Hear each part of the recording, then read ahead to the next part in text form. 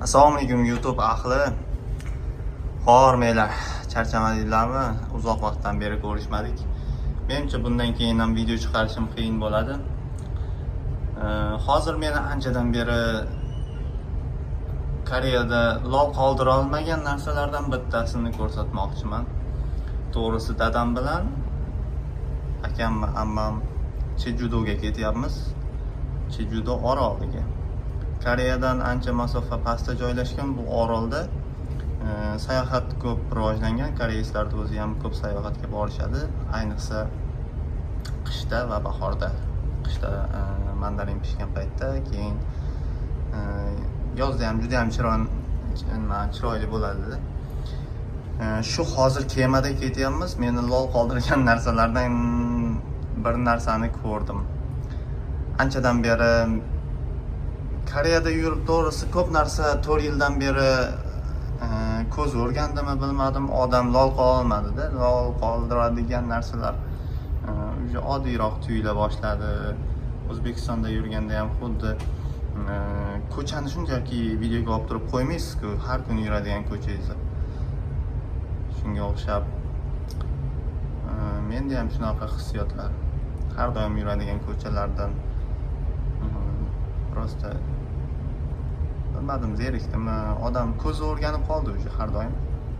Lekin bugun ko'rsatmoqchi bo'lgan narsam bu kemaning ichida men ko'p lol qoldirgan narsa bu yerda dush bor ekan.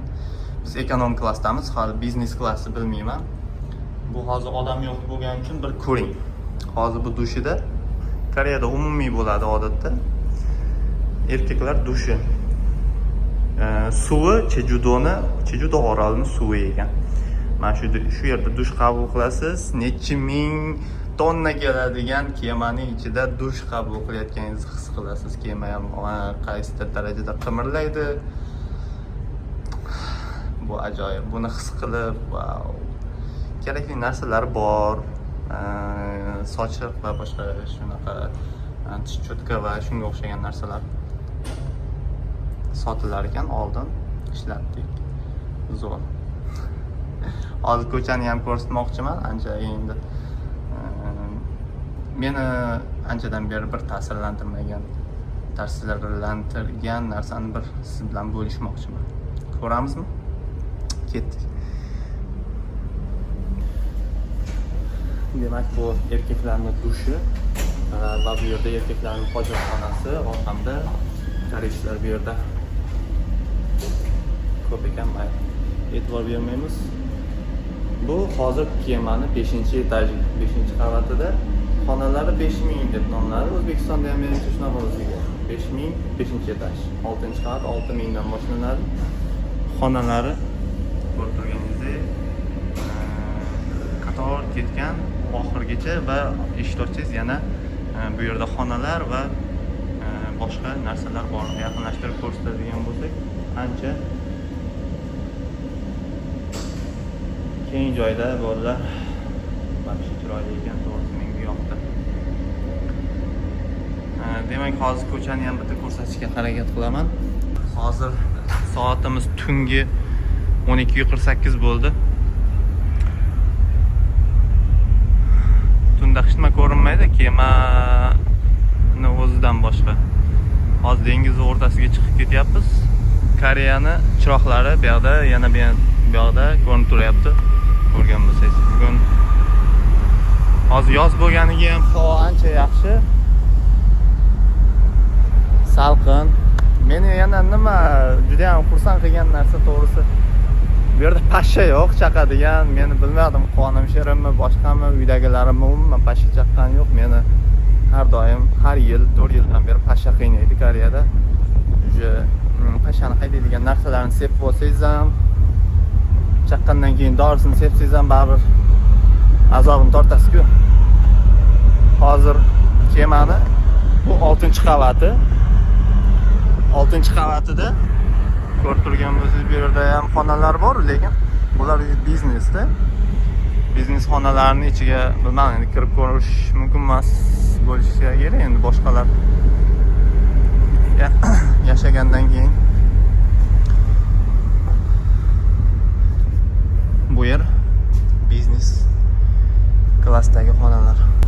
Demak bu 6-qavat. 6-qavat. Ertalab hali quyosh chiqqanda yana bir marta ko'rsataman.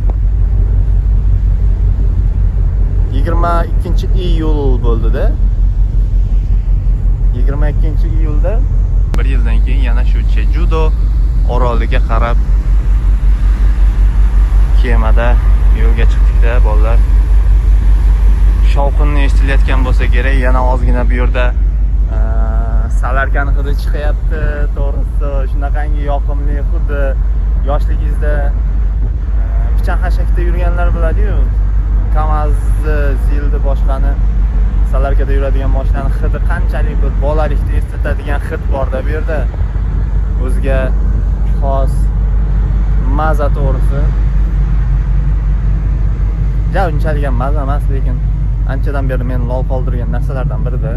Bu yerda yana agar kema halokatga uchraydigan bo'lsa, mana bu idishlar ichidan menimcha qutqaruv kemalari chiqadi. Shularda tirik qolsak kerak. Yana qutqaruv jiletlari, kran, shunaqa narsalari bor ekan. Yana hozir kemani oldiga o'tib ko'rsataman. Kemani oldida ham oshxonalar, servis xizmatlari, narsalar sotuvsiz bo'ladi, parfumeriya, boshqa narsalar, shunaqa narsalar bor ekan. Hozir uni ham bir qator ko'rsataman. Odam ko'p. Hozir bir bo'layotgan bo'lsa ham odam yetarlicha ko'p. Shuning uchun odam bor joyda sal gapirishga noqulaydi. Kemani uchiga chiqib bo'lmasa ham bu yerda menimcha kapitan o'tiradigan joy bo'lishi kerak. Bu yoq yopiq, tepaga chiqib bo'lmaydi. Kemani hozir ichkari tomondan old tomonini bir ko'raylik. Xuddi Titanikdagi manzarada tushib kelishini qarang, chiroyliligini.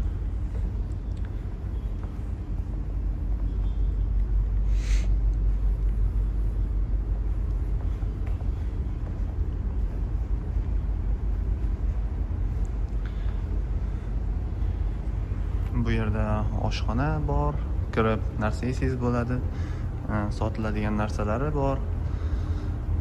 Va bizni qavatimiz 5-qavat. Xonada 7 kishimiz, 7 kishi, ko'rpa to'shaklari bor, matraslari bor. Uxlasangiz bo'ladi, bemalol dam olsin. 6,5 soat, 6 soatda 10 daqiqa suzarkanmiz. Biletni narxiga keladigan bo'lsak, mashinaga 118 ming ekan. Odam boshiga 50.200 tammi shunaqa ekan. Xonalarni ham bitta qisqacha ko'rsatib yuboraman. Ketdik. Bu yerda massaj qiladigan stollar ham bor ekan. Koreys bratan massaj olyapti.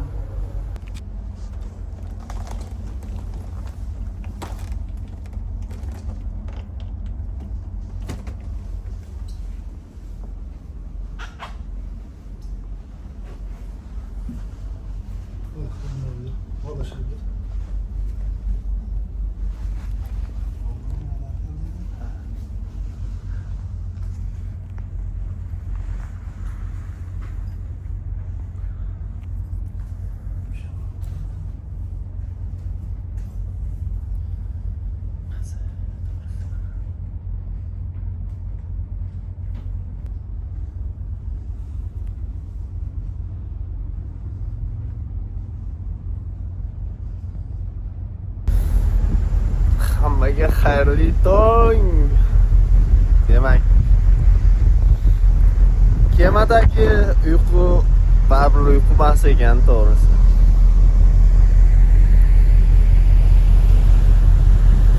Qanotda ko'ringchi.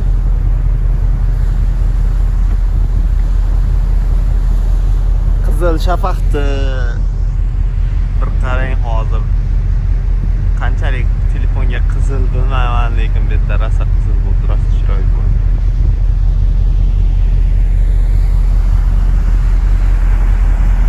Ajoyib. Kema ham zo'r qimirlayapti. Zo'r ekan. Dengiz o'rtasida ketishgan hech nima ko'rinmayapti. To'g'risi bor-ku, hech nima. Faqat suv. Mana mening dadam. Dadam.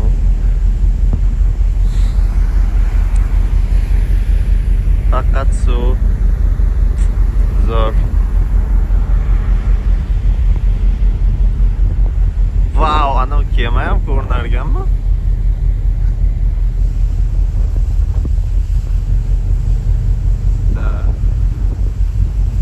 Вообще katta kema. Вообще maziga.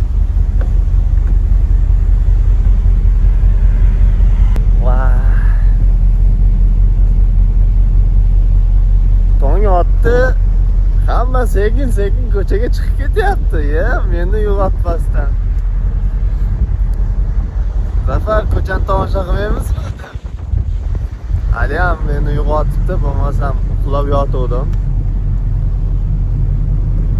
Hozir yetib borganimda uyg'onar ekanman-da. Salom Chechu. 5:30 bo'ldi. 6:10 ga borishimiz kerak. Fokus qochdi. Buni qarang, chiroyliligini. Wow. Ajoyib bu. Yozuvchalari bilan.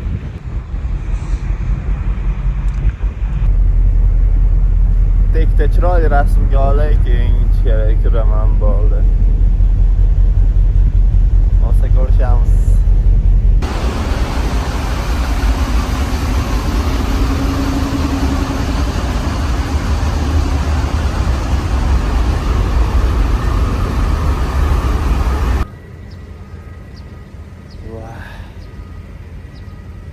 Kemani gattasini qarang.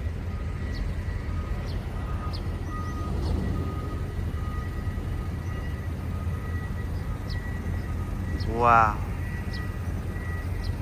Dahsyat u.